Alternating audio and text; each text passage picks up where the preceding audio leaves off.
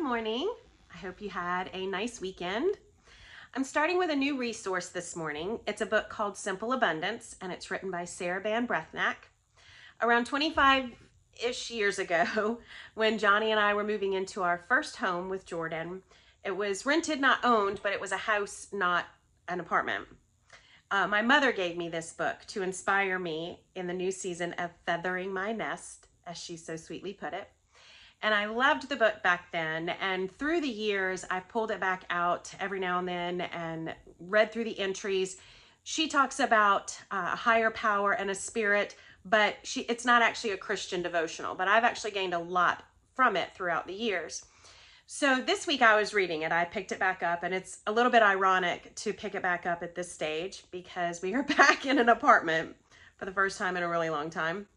And I'm in a new season of life, an open nesting and grandmother season, which is sort of a different feathering season, but it is still just as practical, and I know what's coming in general, so I'm really excited, and I have lots planned for this book for us. So this week was kind of fun because I pulled it up and it kind of referenced a few things we've actually been talking about, but it kind of in a different way. But she challenges us to bless our circumstances. She says to bless them even when it's through your gritted teeth, if necessary, which I thought was pretty funny. She goes on to say that usually we don't know why something has occurred, and we won't until there's enough distance to take a backward glance. However, blessing whatever vexes us is the spiritual surrender that can change even troublesome situations for the better. Blessing the circumstances in our lives also teaches us to trust. She continued to encourage us to bless the morning when we wake up, to start the day that way, and to end the day blessing the evening, and to stop in the middle of the day and bless the noon.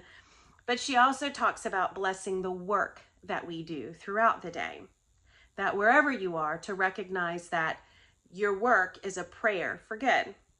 Now, blessing your circumstances might take a pretty big shift of perspective. It's not natural, and it's most of the time the exact opposite of what I feel like doing in the tough situations. But I've, through the years, learned to pray for other people who I'm upset with, or maybe I feel have wronged me. And that has helped me with bitterness and some of those kinds of challenges.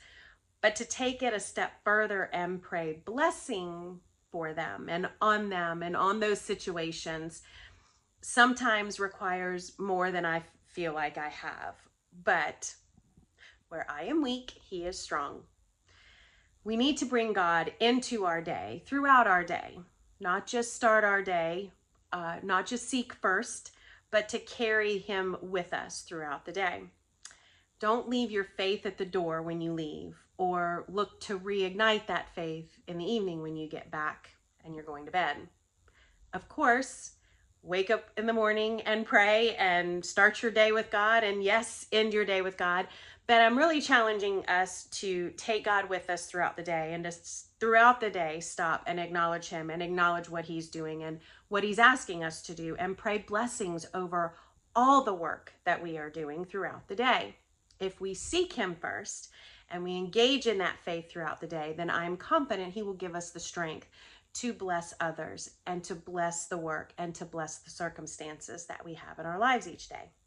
And while, yes, it might take that shift in perspective to do this, watch God begin to work in all of the areas when you begin blessing people and circumstances. Maybe you will find that as you live your faith on the outside, you will get to become a blessing to others in ways you never even expected, which will then in turn be a blessing to you. So my challenge to us today is not just to seek God first in everything, the big things, the little things, the extraordinary things, the ordinary things, but to engage Him in our lives throughout the day.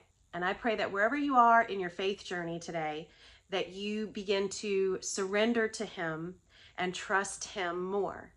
I pray that you find ways to bless others and circumstances around you, even when it's difficult or feels completely impossible. And I pray that wherever you go and whatever you're doing is used for good for you and for those around you. Thanks for being on my journey with me. Have a great day.